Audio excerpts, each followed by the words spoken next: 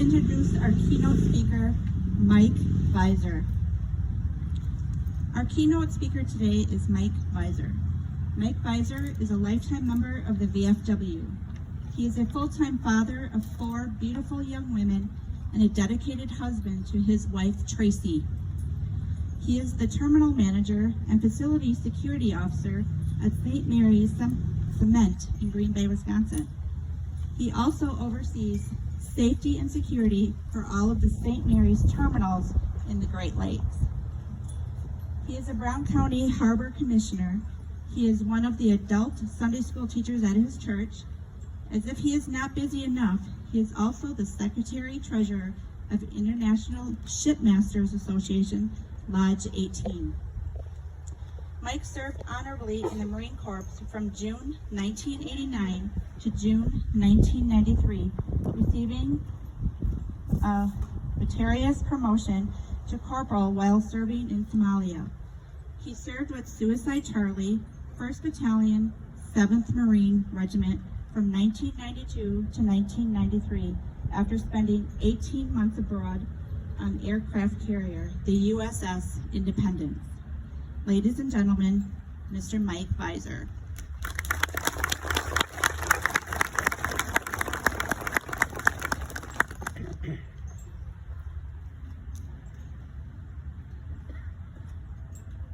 Good morning. Like the introduction says, my name is Mike Vizer, and I am a United States Marine Corps veteran. I am not one who has lived out the horrific scenes of Saving Private Ryan or the siege of Firebase Gloria. I am more familiar with the scene in Forrest Gump where he was shot in the buttocks.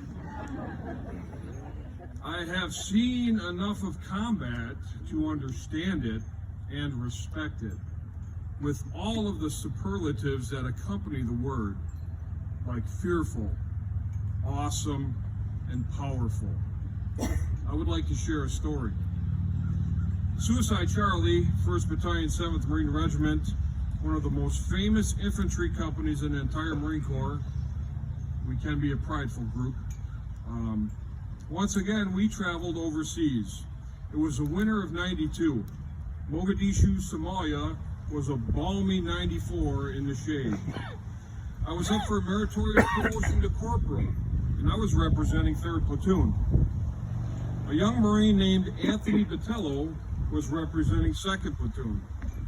Frankly, I don't remember any of the other guys that were up. Long story short, I barely beat out Tony for that meritorious promotion, and I had my corporal chevrons pinned on in typical Marine Corps fashion by a beating. Several weeks later, 3rd Platoon was on night patrol, and although we noticed several armed Somalis, they never knew we were there and no contact was made. And we safely returned to our base, which at the time was the old soccer stadium. The very next night, 2nd Platoon went on patrol. Same time, same location. It just so happened that I was in the company HQ listening to the squawking on the radio of the men on patrol that night. As they were making their way through a series of one-story buildings, all hell broke loose. Contact front! Tony was near the front and immediately went down. Screams for corpsmen echoed out. The brave men of 2nd Platoon returned fire and dragged the body of Tony to the rear, leapfrogging and laying down a deadly suppressive fire. For reasons unknown, the battalion CO refused to authorize a helicopter medevac, and Tony was brought back on a Humvee. I was outside of the BAS with the battalion aid station when they returned. There were no lights and sirens as one would hear on the streets surrounding us now. I heard the racing engine of the Humvee before I could see the dim of the headlights. The silhouette I saw was Doc LaRue sitting on top of Tony, frantically doing CPR. The Humvee screeched to a halt outside the BAS. He didn't make it. I met Tony's parents at a reunion in Las Vegas we had about 8 years ago.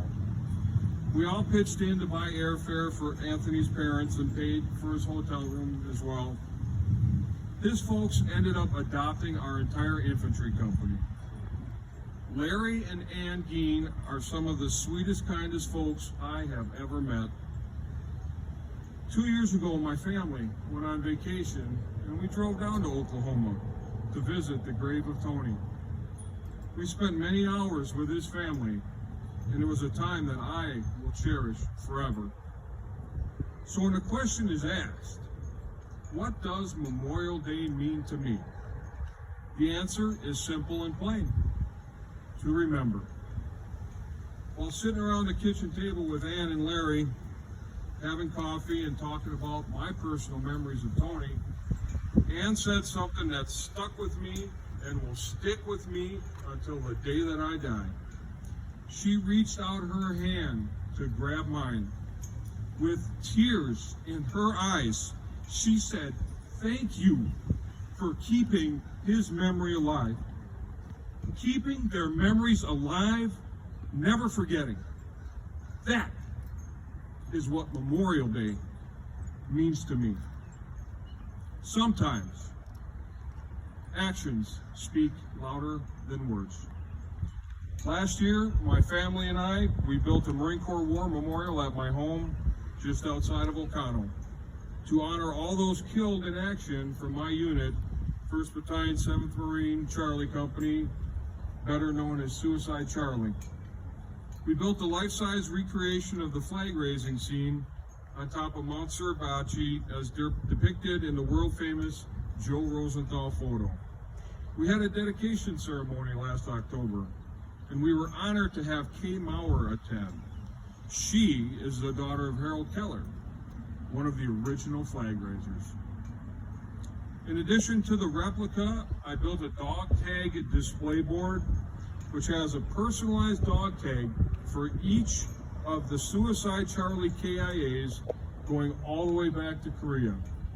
On the board right now, we have 96 tags from Korea, 134 from Vietnam, 1 from Somalia, and 10 from Iraq and Afghanistan.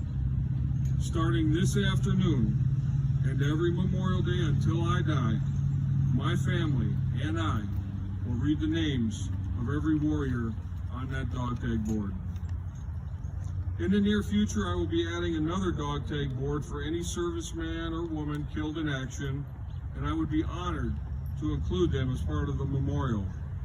If anyone here knows of any KIA that you would like added, please see me afterwards, and I'll get the information down and I'll get the dog tags made up and put on the board.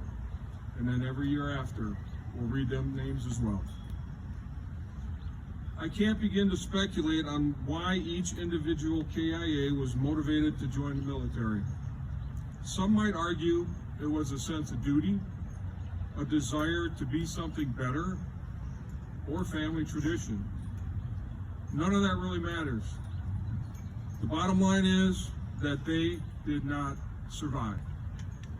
And the least that we can do is to take some time to honor their memory and their sacrifice. Let the words of a Gold Star mother stick with you today. Keep their memories alive.